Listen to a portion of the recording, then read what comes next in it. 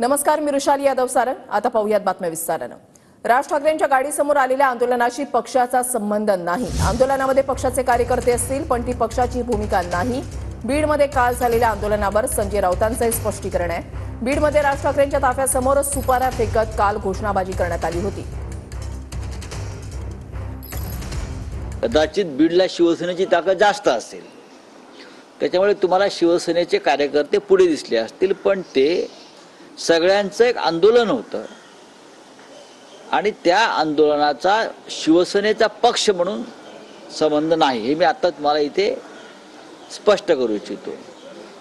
मी असं म्हणत नाही की त्यात आमचे कार्यकर्ते नसावेत, 100% असतील, पण ते आंदोलन पक्षाचं नव्हतं किंवा ती पक्षाची भूमिका नव्हती। त्यात सर्वच पक्षाचे प्रमुख लोक त्यात उपस्थित होते। नाही, त्या लंड्याबाबत माननीय राज ठाकरे साहेब बरोबर बोलतील। तो मूर्ख आहे, त्याच्याच भाषेमध्ये तो फालतू होतो। इतका लबाड आहे की तिथे मीडियामध्ये क्लिअर कट शिवसेनेचे ध्वज दिसत आहेत, झेंडे दिसत आहेत। तो जिल्हाध्यक्ष ज्याला अटक केली आणि हा बोलतो की आमचे नाही आहे, त्याची फाटली आहे, हिम्मत नाही की करायची। जसं आमच्या लोकांनी सांगितलं की नाही आम्ही केलंय, ते केलंय, आमचे लोक बोलले ना तसं। आता नेता म्हणून त्याची जबाबदारी ना, यस किया आहे, हा फट्टू